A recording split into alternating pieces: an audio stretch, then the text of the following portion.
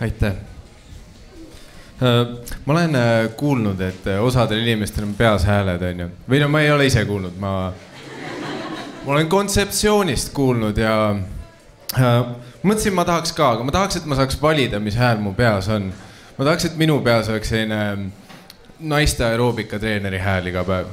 Nagu see, et kui ma ärkan juba, siis ta kisendab mu peas. Üks veel, tüdrukud, üks veel! Ma ei tea, miks ta mu peas ikka tüdrukud ütleb, aga see tõmbab käima kuidagi. Kuigi see võiks halb olla, kui ma üritan a la suitsetamist maha jätta ja ta ei lõpeta. Ta on ikka üks veel, tüdrukud, üks veel! Ja ma kuskil nurgas. Sa ütlesid 5 tagasi, üks veel. Mis trend see on? Karantiini ajal ma olin enda tüdruksõbraga, me olime korteris lukus, on ju, nagu paljud meist. Või no ma loodan, mitte minu tüdruksõbraga, aga me olime kõik omamoodi lukus, on ju. Ja ta tegi kodus neid mingeid veebitreeninguid järgi, mis pani mind mõtlema, mitte nende kaasategemise peale, aga nagu see pani mind mõtlema, et rühmatrennid võiks ära otsustada, mis nende võbinad on.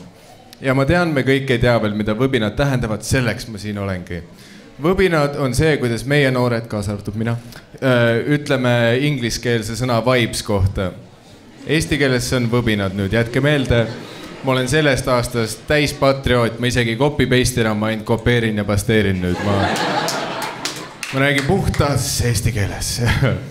Ja mul on veel see, et iga kord, kui ta pani need rühmatrennid peale kuskilt läpakast käima, siis kohe, need lähevad esimeses sekundis, täie pasaga algab mingi 20 aasta tagune tehnolugu lihtsalt plästima ja mingi ja mul on mingi, wow, mis esimene harjutus on 10 ossi kükki või, mis... Kas mul on kiledressi ja tobi vaja selle jaoks? See toob mälestusi meelde.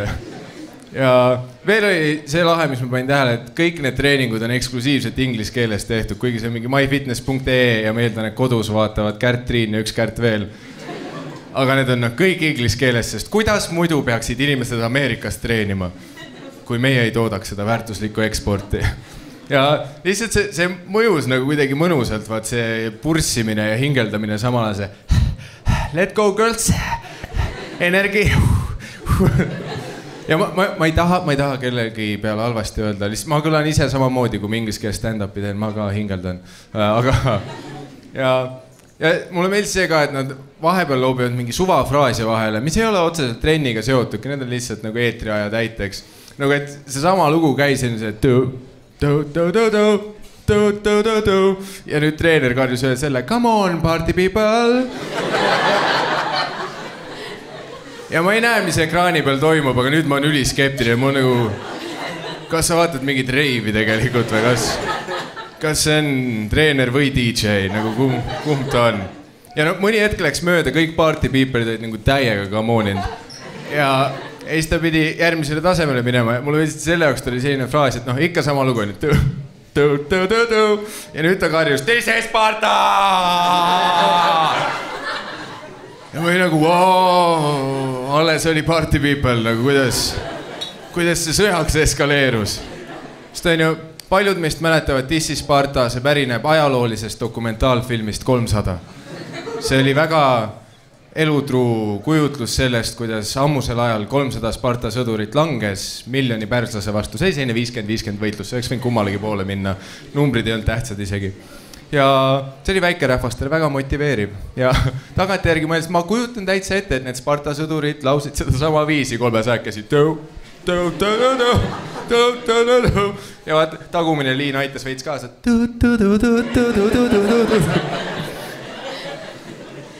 Võib-olla nad surid selle laulu pärast, ma ei tea. Aga ja siis põhimõtteliselt pilt oligi, et mu tüdruksõber teeb keset elutuba trenni. Ma kuulen krabisevatest arvutikõlatest seda This is Sparta! Ja ma plahvatasin naerma, sest karantiin oli kohutavalt raske minu jaoks. Ja siis ma märkasin, et mu tüdruksõber oli lõpetanud trenni tegemise ja seisis lihtsalt vihaselt keset elutuba. Oda oli käest puudu. Ja mul läks hetk aega, siis ma oli, see, kuidas tema seda olukorda nägi, oli see, et ma lihtsalt vaatan teda trenni tegemas ja hakkan lambist naerma. Nagu ma oleks see psühhopaat, kes vaatab enda tüdruksõpra kükke tegemas ja pulli vend. See ikka vahepeal paned hullu. ja ta nagu ei lõpetanud vihaselt põrnitsemist, siis mõtlesin, et ainus asi, mis mul üle ei teha, oli see, et ma olin nagu, come on, party people.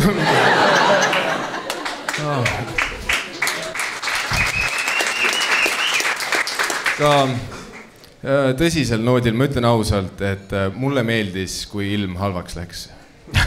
See ei ole populaarne arvamus, aga tead, ma olen julge.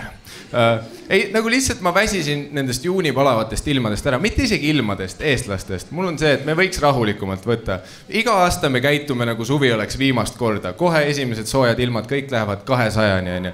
Osad sõna otseses mõttes Laagna tee peal. Aga no see on nii väsitav minu üks, kohe kui päike on väljas, kõik su sõbrad eestavad sul, joo mees, päike paistab, ilm on soe, me peame mere äärde jooma minema. Ja sul on nagu esmaspäev on, mul ei ole puhkus, homme on ka asju vaja teha. Ja siis nad on lihtsalt, jaa, ma vaatasin ilmateatest, homme on veel parem ilm, me peame veel rohkem jooma. Ja see on nii väsitav ja lisaks sellele veel nagu need inimesed, kes vaatavad iga päev sotsiaalmeediat ja on sealt pähe võtnud, et nagu see ongi päris elu, on ja nad on nagu iga mu päev suvel peab olema nagu Juhani Särglepa droonivideo, ma pean kogu aeg luubis kuradi skuutri peal hõljuma kuskil. See ei ole realistlik, iga päev ei saa olla mingi puhka Eestis tutvustusvideo. Osadel päevadel peab pesu pesema vittu küll. Ja keegi ei tee droonivideosid millegipärast sellest, kuidas sa sääseparveses muru niidad. Ma ei tea, see on päris suvine. Mis ma üritan öelda on see, et iga päev ei saa legendaarne olla, sest muidu pole ükski päev legendaarne. Teeme kõik koos peale. Aga ja ma ei tea, lihtsalt nagu noh, ja siis see ka vaat, et enam ei saa tavalisi asju ka niisama teha, niisama ei saa mere äärde minna, nüüd on see, et me ei saa enne veekoga äärde minna, kui me ostame supilaua, me peame ostma supilaua ja mul on nagu persse küll, meil pole kodus supikaussigi. Ostame selle enne äkki. Ma ei tea, supilaud, vabandustega, see on mu isiklik vihaobjekt. Nagu, mis asi on supilaud, mis pask see on täispuhutud madrats, miks me panime uue nime sellele? See on täispuhutud madrats, mille me panime kallima hinna ja kasutu aeru kaasa, nagu näe, seisa vee peal, nagu mida ma muidu oleks teinud, ujund või? Mõttetu, ei, ma sõidan iga kord tunde vee äärde, et ma saaks vee peal olla. Mõnus. Minuga on lõbus suvel, aga lihtsalt, noh, ma võtan seda tõsi, et mul on lihtsalt siiralt kahju, mul on tunne, et me oleme unustamas neid päris tasuta asju, mida sa saad ikka Eestis teha suvel. Nagu tundmatus kohas peaka hüppamine. See on ikka tasuta kutid. Mul on tunne, et me oleme unustanud selle. Isegi see kiirabi, mis pärast järgi tuleb, on tasuta. Ameerikas maksab kaelalumurd väga palju. Eestis tasuta, sa oled maksude näol põhimõtteliselt selle ostnud juba. Nii et kasuta ära. Minu motivatsioon teile suveks on see, et mine sinna karjääri järve äärde, haara see mädanend köis, ela natuke. Ja tegelikult ma, see suvi ma nautisin äikest ka lõpuks, sest nüüd meil on kortermajas ja kortermajas on äikesega nii mõnus, sa lähed vahepeal lihtsalt akna peale nagu, ma loodan, et internet ära ei lähe. Ja see on nagu suht hea koht, kus olla, sest ma mäletan väiksena ma kartsin, et maja läheb põlema. Sest ma kunagi käisin vanavanematel külas ja ma nägin aknast, kuidas naabri majja lõi pikne ja sekundiga läks leekides üles. Ja me vanaisaga käime akna peal teed nagu, oi plää! Ma loodan, et see vanasõna peab paika ja 2 korda samasse kohta ei löö. Aga ma ei tea, äike oli hullult traumeeriv mulle lapsena, sest mu isal oli äikesega alati hull teema. Ta nagu ei kartnud seda, ta võitles sellega. Nagu lihtsalt kogu aeg kui õues müristas, läks toas täielik sõjaväetrill lahti, ta karjus üle maja. Kõik asjad voolust välja, kõik asjad voolust välja. Kui ma näen ukse alt kas või valgusvihku, ma peksan ise elektrikilbi peaga pooleks, kõik asjad voolust välja. Nagu kui ta nägi ilmateatest, et nädal aega on äikest, me läksime küünaldega keldrisse, oli siis nagu mingi perekond röövitud Ameerika naisi. Ja tagantjärgi mõeldes ma arvan, et sellepärast minust ei saanudki professionaalset arvutimängurit. Üliraske oli poistega üle võrgu 5 versus 5 mängida, kui sa kaod vahepeal. Kõik helistasid mulle järgmine päev, kus sa läksid? Mul on mingi äike. Ja nad on mingi sisselõive. Ei, sest kõik oli väljas. Me ei võta riske siin perekonnas. Me ei võta riske. Ja ma mäletan seda ka, et mu isa nagu üritas mulle äikese kohta asju ka õpetada, sest sa pead oma vaenlast tundma.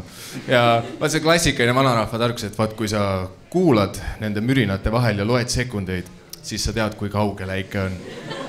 ja ma olen siia nagu, mis ma teen selle infoga? Mida ma teen selle info? Ma ei ole toas mingi 1, 2, 3, oi plee 3, kaevame sügavamale, kaevame. Ta on lähemal, nagu ma olen ikka toas, ma ei saa midagi teha. Aga mu lemmikmäest on see, et üks päev oligi päev otsa oli müristanud, ma olin lihtsalt vegeteerinud enda toas nagu pooleldi koomas, sest ma olen interneti ajastu laps, kui sa võtad mult voolu ära, sa võid samasti minu juhtme kuklast välja võtta, ma olen nagu stand by. Ja siis ma kuulsin kõrvaltoast mingeid helisid ja ma läksin nagu kontrollima ja mu isa vaatas lihtsalt telekat. Nagu mind on elus petetud, on ju. Aga see oli võib-olla kõige hullem petmine, mis mu elus toimunud on. Ma olin nagu, mis asja? Ja mulle meeldis, et mu isa pani tuimat, ma lihtsalt päev otsa ka laga ei viitsi passida. Kuulge Tallinn, aitäh, et ära kuulasite, nautige tänast tööstud.